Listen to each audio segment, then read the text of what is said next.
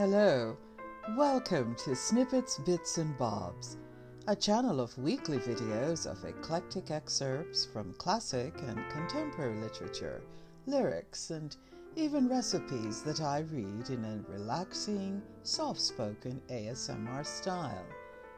Check the description box below to learn more about A.S.M.R. I hope you'll be as excited as I am each week as I share new topics with you.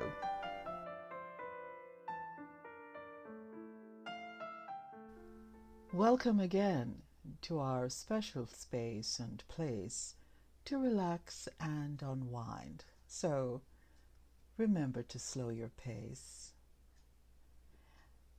Today's video is about 3 biographies of iconic figures written by well-known British-born American writer Joseph Pearce, known for scholarly and religious critiques, articles, and books on Tolkien, C.S. Lewis, G.K. Chesterton, and many, many more. Today will be snippets from his biographies on Solzhenitsyn, Father Ho Lung, and Oscar Wilde.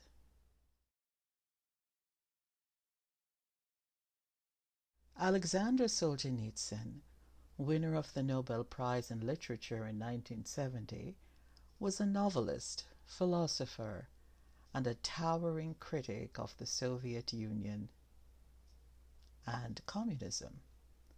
Pearce's biography, Solzhenitsyn, A Soul in Exile, written in 2011, was based on his personal interviews in Russia with Solzhenitsyn, which gave him insight into a towering political figure. In the chapter, I Feel Sorry for Russia, Pearce highlights Solzhenitsyn's reception in and perception about the West. During 1969, the West continued to court Solzhenitsyn. His books were selling strongly in Europe and America, and Western publishers were clamoring and competing for new translation of his work. 2 of his plays, Candle in the Wind and The Love Girl and the Innocent, were published in Frankfurt and London, respectively. Scarcely did the liberal intelligentsia in the West suspect that Solzhenitsyn, far from being a champion of Western values, was as little enamored of capitalist consumerism as he was of communist totalitarianism. His own views were still developing at this time, but they sprang from Russian tradition and had little in common with the materialism which was in the ascendancy in Europe and the United States. Rooted in the spiritual struggles in the camps, Solzhenitsyn's central belief was in selfless self-limitation, as opposed to the selfish gratification of needless wants. As he watched Russians gorging themselves on gadgets and other consumer goods, taking their lead from the West, he felt a sense of nausea. This was not what life was about. It was only a matter of time before his views brought him into conflict not only with his old enemies in the communist hierarchy, but with his old friends among the liberal dissidents. The conflict came to a head in September 1969 when Solzhenitsyn's differences with the editors of Novy Mir were made public. The cause of the dispute was a polemical debate that Novy Mir had been conducting with the monthly magazine Moldaya Gardia, or the Young Guard. The disagreement arose from 2 articles by the literary critic Viktor Chalmayev, published the previous year in Moldaya Gardia.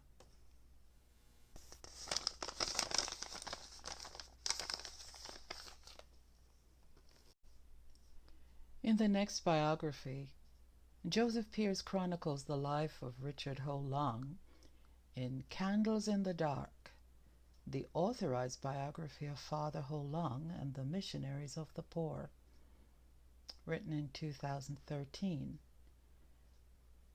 Richard Ho Long is a Jamaican Chinese poet, professor, Jesuit priest, and musician, and now the founder of one of the fastest growing religious orders in the world, the Missionaries for the Poor in Jamaica, West Indies. In this snippet, Pearce writes about Father Ho Long's steadfastness to break through government bureaucracy on behalf of the poor and homeless. Prompted by the plight of the street people, and provoked perhaps by the lack of any adequate response by the government, and buoyed too, no doubt, by the knowledge of extra funds forthcoming from the new business initiative, Father Ho Long announced in late November that he would be opening a new center for the homeless in the Kingston ghetto. Ironically and perversely, his plans were hampered by Easton Douglas, Jamaica's Minister of Health, who rejected Father Ho Long's plans for the building. In typically defiant fashion, Father Ho Long insisted that he would open the center anyway. Raising the ante, he announced that the needs of the street people were so pressing that he would allow the first of them to move in immediately, even while the work on the building was being done. It was as though he was daring the government to be seen to evict the homeless from their only place of refuge. Not for the first time, his courageous standoff with the heartless politicians led to a victory for the poor. Government opposition evaporated, and the renovation of the building continued. This third center, which the brothers named Good Shepherd, was designed to accommodate 40 homeless residents, but was soon bursting at the seams, with almost twice that number, most of whom were elderly, disabled, or otherwise vulnerable. Meanwhile, the chapter at Faith Center was still being used as a night shelter for the homeless, with people sleeping on mattresses sandwiched between the rows of pews.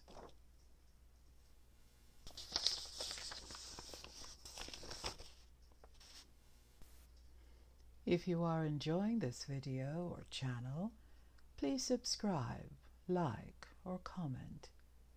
Thank you.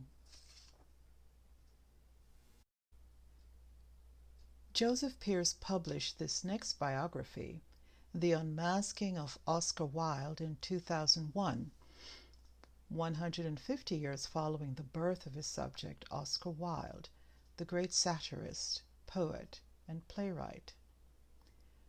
Pearce removes the masks which have confounded previous biographies and identifies Wilde's search for emotional fulfillment. In the first chapter, Pearce writes, in 1885, Oscar Wilde wrote The Truth of Masks, in which he claimed that there was no such thing in art as a universal truth. Attitude, he wrote, was everything. The truth, or otherwise, of mask is crucial to any understanding of Wilde's complex character.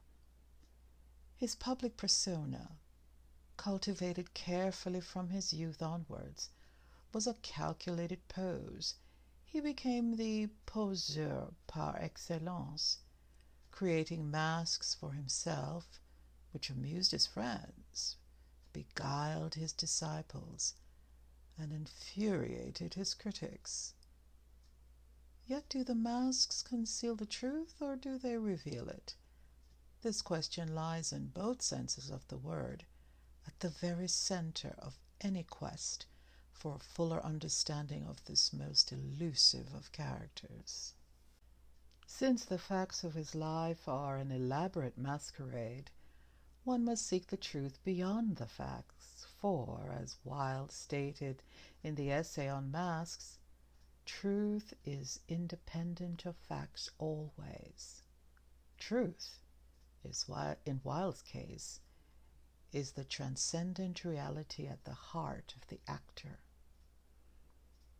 Oscar Wilde inherited the truth of masks from his mother. Lady Wilde wore masks as others wore clothes, and her attire was anything but modest.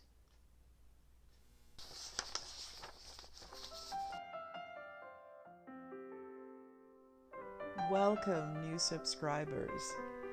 If you haven't already, I invite you to subscribe and hit the like button. Also, share your comments below about this video and tell me what topics you want to hear in future videos. If you'd like to see recent videos of snippets, bits, and bobs, see the links in the description. Also, click on the bell icon on your right to get the latest videos when they are uploaded, usually each week on Tuesdays.